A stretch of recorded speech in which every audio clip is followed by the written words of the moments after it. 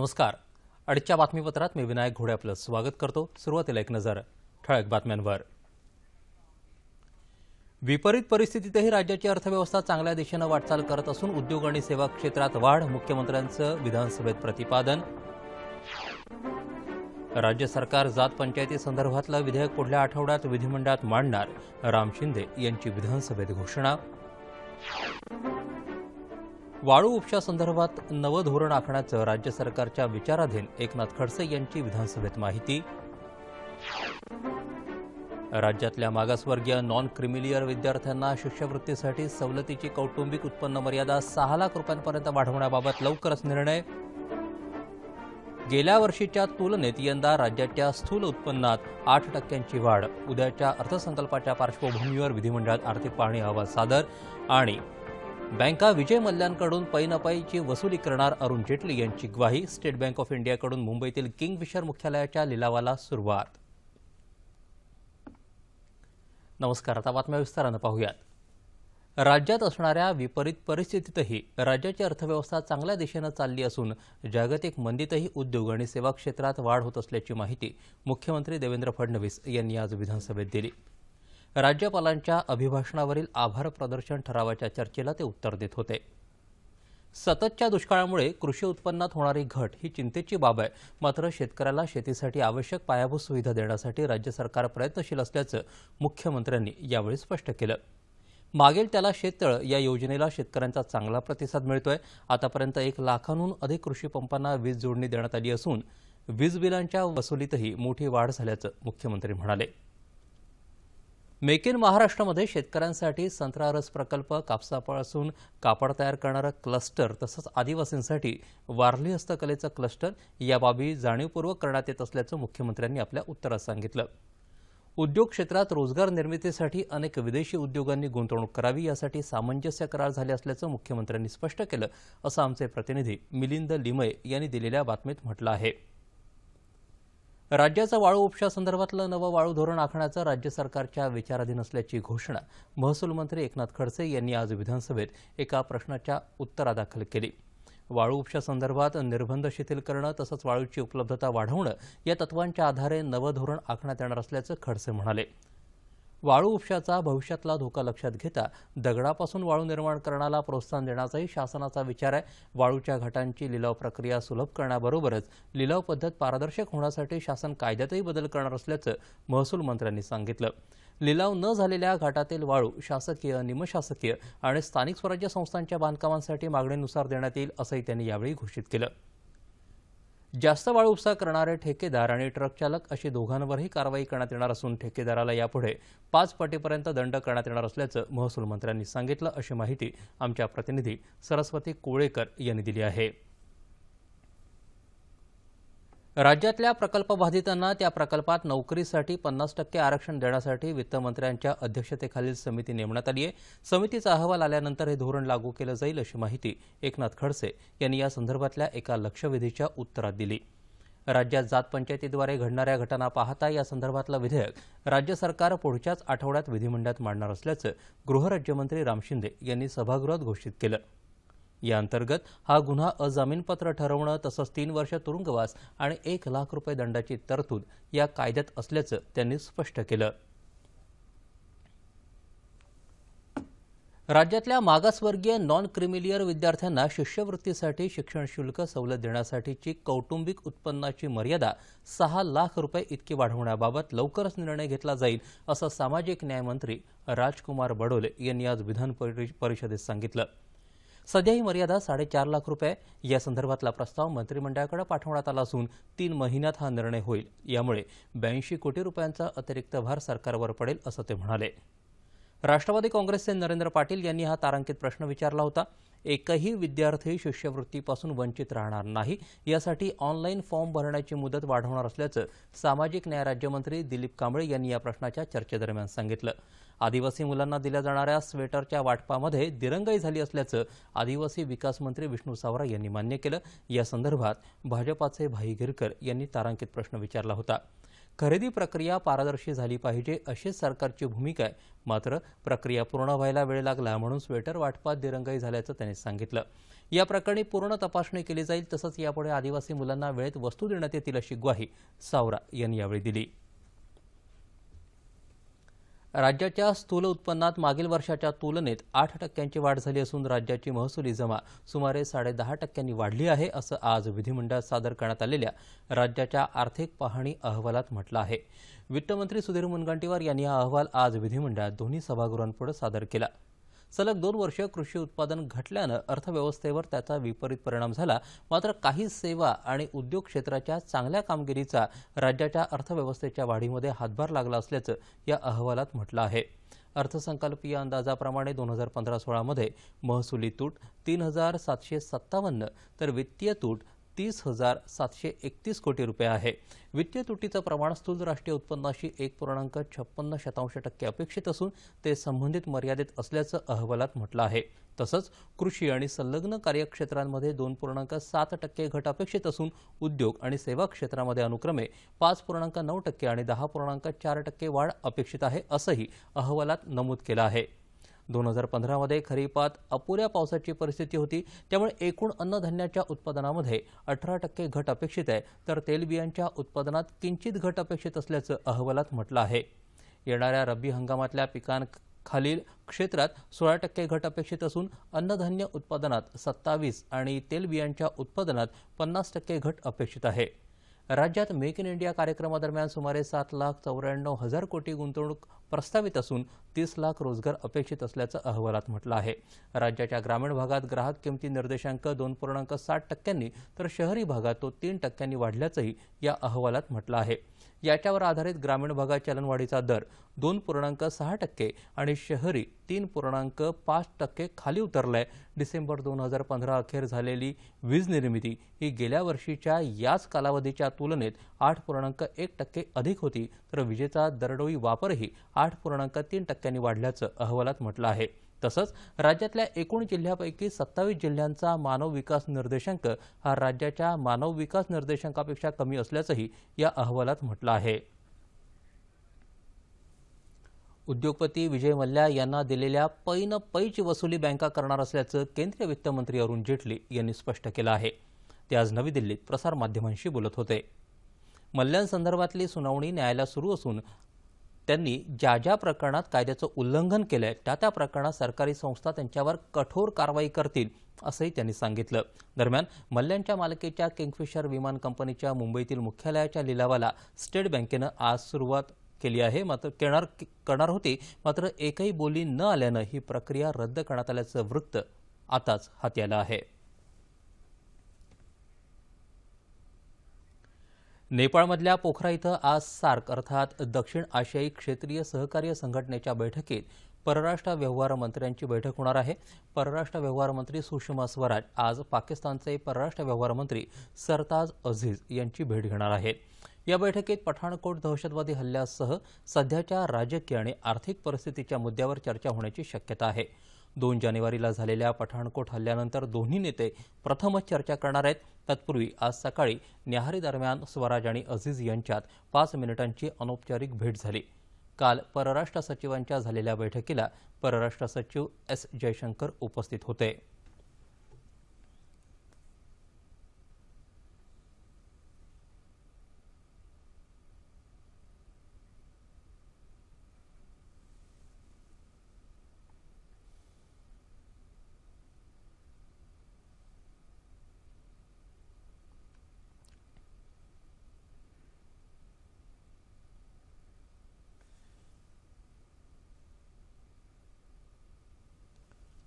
शांतता आणि प्रेमाची परंपरा लाभलेल्या सुफीवाद या विषयावर जगभरात सध्या जोरदार चर्चा सुरू आहे. याच पार्श्वभूमीवर ऑल इंडिया उलमा आणि मशाईख मंडळाच्या वतीनं दिल्लीतल्या विज्ञान भवन इथं आजपासून विश्व सुफी मंचाला सुरुवात होत आहे.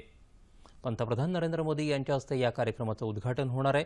20 तारखेपर्यंत चालणाऱ्या या कार्यक्रमासाठी 200हून जास्त भारतीय आंतरराष्ट्रीय प्रतिनिधी, आध्यात्मिक गुरू तसंच सुफी विद्वान सहभागी होणार आहेत.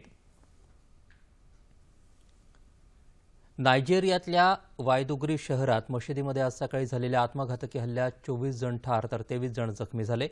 2 महिलांनी हा आत्मघातकी हल्ला केला। घटनास्थळी उपस्थित लोकांच्या म्हणण्यानुसार यातल्या एका महिलेनं मशिदीत शिरल्यानंतर काही वेळानं आत्मघातकी स्फोट घडवून आणला, तर दुसरीनं मशिदीबाहेर दुसरा आत्मघातकी हल्ला केला। या हल्ल्यामागे बोको हराम या दहशतवादी संघटनेचा हात असल्याची शक्यता वर्तवण्यात येत आहे। या संघटनेनं 2009 पासून आतापर्यंत अशा प्रकारे 20,000 लोकांची हत्या केली आहे। राज्यातल्या शहीद जवानांच्या स्मृतीला समर्पित वीरपुत्रांना सलाम या छायाचित्र प्रदर्शनाचं राज्यपाल चे विद्यासागर राव यांनी काल उद्घाटन केलं। राज्यपालांनी शहीद स्मारकाच्या प्रतिकृतीला पुष्पचक्र अर्पण करून शहीदांना आदरांजली वाहिली। तसंच वीरमरण प्राप्त झालेल्या शहीदांच्या नातलगांना शाल देऊन सन्मानित केलं। मुंबई मराठी पत्रकार संघ आणि शहीद लेफ्टनंट कर्नल मनीष कदम फाउंडेशनच्या वतीनं आयोजित या प्रदर्शनात जवानांची छायाचित्र आणि तत्सम संकलित माहिती तपशीलवार मांडली आहे। मुंबईत पत्रकार संघात 20 मार्चपर्यंत हे प्रदर्शन सगळ्यांसाठी खुलं आहे।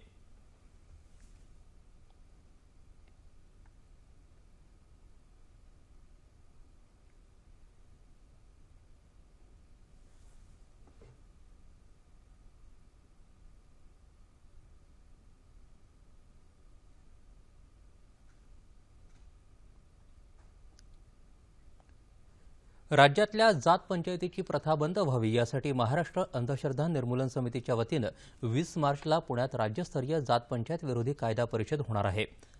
अनिसचे शाखा कार्याध्यक्ष श्रीपाल ललवानी यांनी आज पुण्यात पत्रकार परिषदेत ही माहिती दिली। राज्यात जात पंचायतीच्या निर्णयामुळे त्या समाजातल्या लोकांना त्रास, मानहानी, प्रसंगी जीव गमवावा लागलाय। त्यामुळे राज्यात जात पंचायतीचं दाहक वास्तव समोर आलं आहे। जात पंचायत कामकाज म्हणजे तथाकथित समांतर न्यायव्यवस्था आहे, तरीही आज त्या विरोधात थेटपणे कोणताही कायदा अस्तित्वात नाही। यासाठी हा कायदा अस्तित्वात यावा आणि लोकांमध्ये जागृती व्हावी यासाठी ही परिषद होणार आहे। या परिषदेला जात पंचायतीमुळे फरफट झालेली काही कुटुंबही उपस्थित राहणार आहेत। राष्ट्रीय स्वयंसेवक संघाच्या गणवेशात येत्या विजयादशमीपासून बदल होईल। मात्र बदललेला गणवेश दैनंदिन शाखेत घालणं बंधनकारक नाही, असं संघाचे विदर्भ प्रांत कार्यवाह दीपक तामशेट्टीवार यांनी सांगितलं। ते काल नागपुरात पत्रकार परिषदेत बोलत होते। हा बदल पूर्णपणे अंगीकारायला 1 ते 2 वर्षाचा वेळ लागेल। मात्र नवीन बदलाच्या अनुषंगानं गणवेशाचा रंग एकसारखा असावा यासाठी केंद्रीय स्तरावर एकाच ठिकाणी कपडे तयार होतील, असं ते म्हणाले। समाजात जोपर्यंत समरसता येत नाही तोपर्यंत दहशतवादाशी मुकाबला करणं कठीण आहे, असं तामशेट्टीवार यांनी सांगितलं। राज्यात शिधापत्रिका संगणकीकरणाची मोहीम राबवली जाते। त्यासाठी आधार कार्डासह इतर कागदपत्रांची आवश्यकता आहे। मात्र रायगड जिल्ह्यात पनवेल तालुक्यात आतापर्यंत 50% कार्डधारकांनीच आवश्यक बाबींची पूर्तता केली आहे। त्यामुळे जिल्हाधिकारी आणि जिल्हा पुरवठा कार्यालयानं या तालुक्यावर लक्ष केंद्रित केलं असून नागरिकांनी लवकरात लवकर कागदपत्र सादर करावीत, असं आवाहन केलं जात आहे।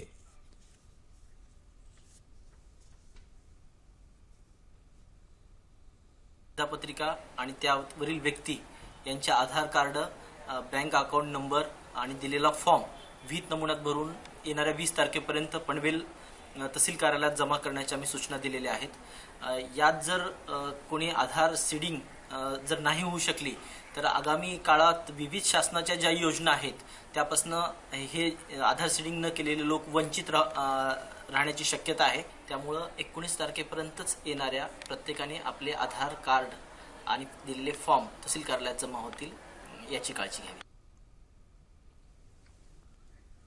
नागपूर इथं काल गुन्हे शाखेनं 60 लाख रुपयांचं सुमारे 1 किलो वजनाचं कोकेन जप्त केलं। गुन्हे शाखेच्या अंमली पदार्थ विरोधी पथकानं ही कारवाई केली। काही व्यक्ती अंमली पदार्थ घेऊन येणार असल्याची माहिती मिळाल्यावर पोलिसांनी तपास सुरू केला। यावेळी संशयास्पद स्थितीत फिरणाऱ्या 3 तरुणांना पोलिसांनी पकडलं तेव्हा त्यांच्याकडे कोकेन मिळाल्याचं माहिती पोलिसांनी दिली। याबाबत अधिक तपास सुरू आहे।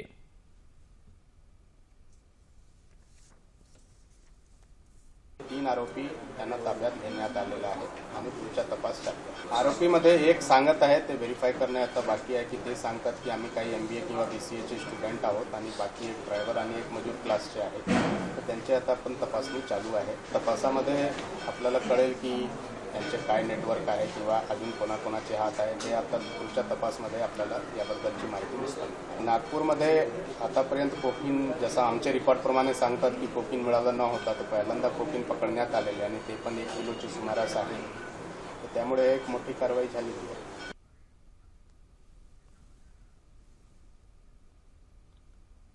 कोल्हापूरमध्ये माहिती अधिकार कार्यकर्ते अशोक चंदवाणी यांच्यावर रात्री हल्ला झाला असून त्यांच्यावर खासगी रुग्णालयात उपचार सुरू आहेत. चंदवाणी यांचे वडील आणि त्यांच्या 9-10 वर्षाच्या मुलालाही मारहाण झाली. चंदवाणी गेल्या अनेक वर्षांपासून सामाजिक क्षेत्रात कार्यरत आहेत. गांधीनगर आणि आसपासच्या 5 गावातल्या बेकायदेशीर बांधकामांविरोधात त्यांनी न्यायालयात याचिका दाखल केल्या आहेत. या संदर्भात पोलिसांकडे तक्रार दाखल करण्यात आली असून पोलीस तपास सुरू आहे.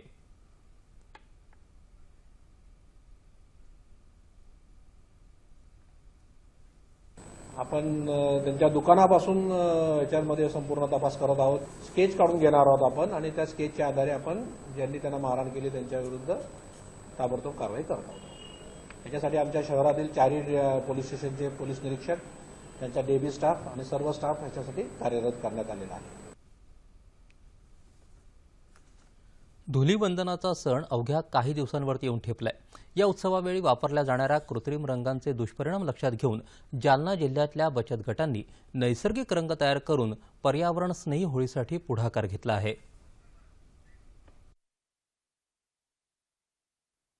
होळीसाठी प्रामुख्यानं वापरण्यात येणाऱ्या रासायनिक रंगांचे शरीरावर वाईट परिणाम होतात. या रंगांचा अतिवापर पर्यावरणालाही घातक ठरू शकतो. गेल्या 4 ते 5 वर्षांपासून जालना जिल्हा पाणी टंचाईनं त्रस्त आहे.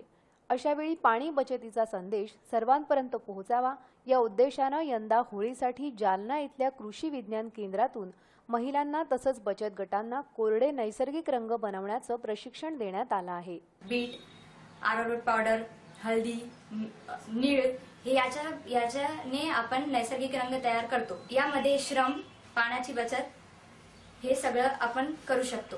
ते अगदी सहजरित्या तुम्ही अंगावरून झटकला सुद्धा तरी ते निघतात. अगदी सोप्या पद्धतीने हे रंग तयार करता येतात. आम्ही जे कलर तयार केलेत रंग त्यामध्ये अगदी नैसर्गिक असल्यामुळे कुठलीच इजा होणार नाही. इथून प्रशिक्षण घेतलेल्या शिवकृपा उद्योग या बचत गटानं 300 किलो कोरड्या नैसर्गिक रंगाची निर्मिती केली आहे. यासाठी विविध वनस्पतींची पानं, फुलं, साली तसंच बियांचा वापर केला आहे. या रंगांचं वैशिष्ट्य असं की हे रंग कोरडे असल्यानं लवकर साफ होतात. तसंच यामुळे पाण्याचा अपव्यय टाळणंही शक्य झालं आहे. जालना जिल्ह्यासह राज्यात इतर जिल्ह्यांनीही अशा प्रकारे इको फ्रेंडली होळीचा पर्याय निवडला तर कित्येक लिटर पाण्याची बचत होईल. याशिवाय आरोग्यालाही हानी होणार नाही. नंदुरबार जिल्ह्यात होळीच्या उत्सवासाठी लागणारे हार कंकण इथल्या मुस्लिम समाजातल्या हलवाई कुटुंबियांकडूनच तयार केले जातात. यंदा या व्यवसायावर मंदीचं सावट असलं तरी सामाजिक सलोखा जोपासण्याची परंपरा अविरत सुरूच आहे.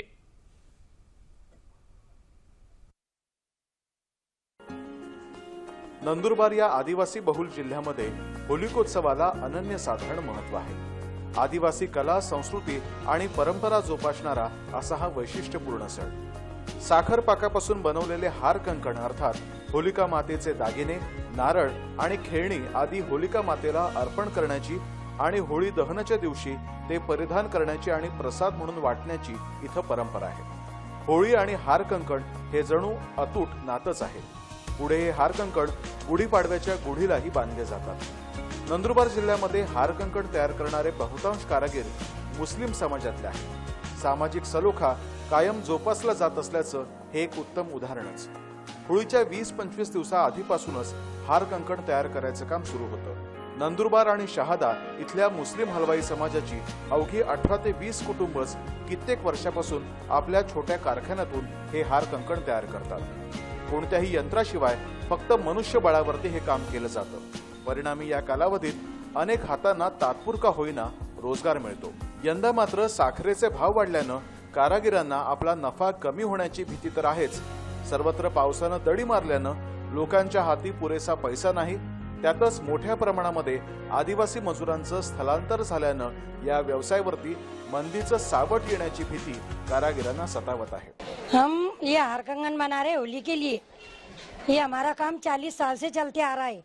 ये हमारे ससुरे करते थे, अब हम कर रहे और हमारे बच्चे भी कर रहे. पहले माल बनाते थे, अभी दुष्काल और मनवाड़ी के हिसाब से मार्केट में माल नहीं चल रहा, ज्यादा कोई धंधा नहीं है. इसके लिए हम कम बना रहे. माल तो बनाया ही है, बाकी कम उठाव है. हिंदू समाजाच्या अतिशय महत्त्वाच्या अशा होलिकोत्सवामध्ये मुस्लिम समाजातल्या कारागिरांचा प्रसादातला हा हातभार सामाजिक सलोखा मात्र कायम करणारा ठरत आहे.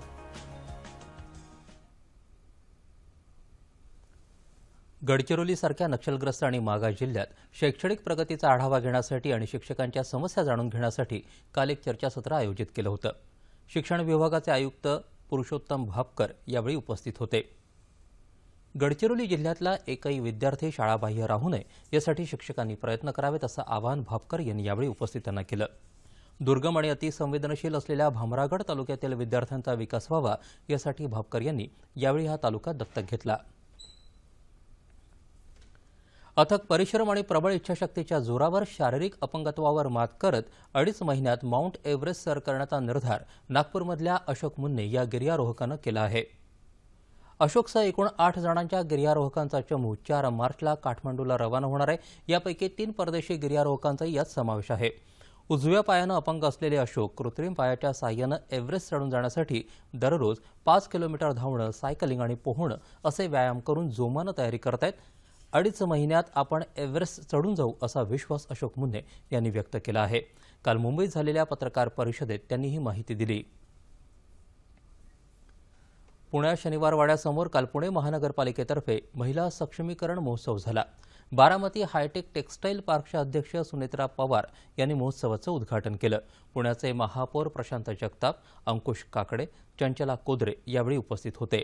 महिला सफाई कामगारांचा सत्कार त्यांनी यावेळी केला. चित्रपटसृष्टीतल्या अभिनेत्रींनी यावेळी सांस्कृतिक कार्यक्रम सादर केला.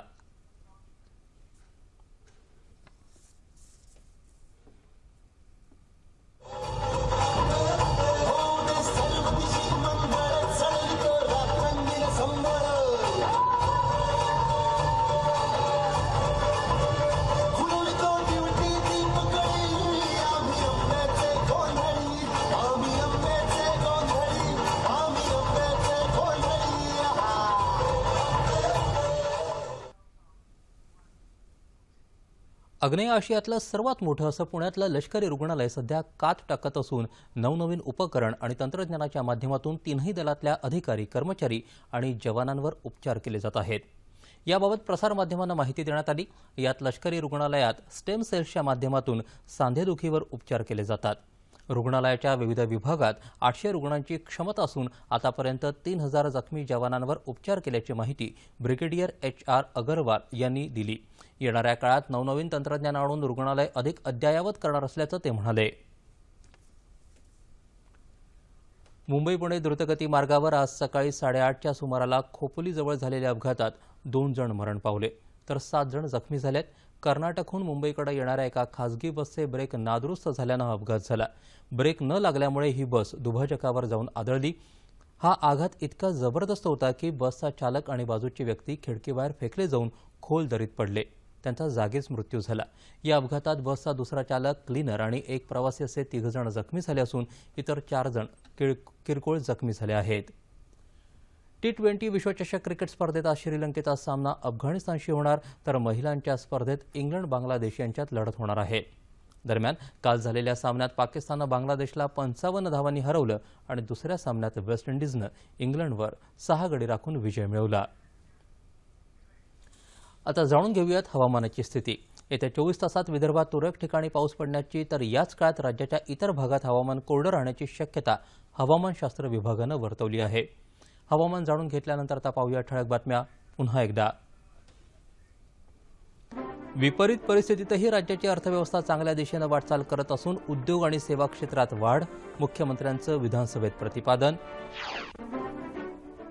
राज्य सरकार जात पंचायती संदर्भातलं विधेयक पुढल्या आठवड्यात विधिमंडळात मांडणार, राम शिंदे यांची विधानसभेत घोषणा.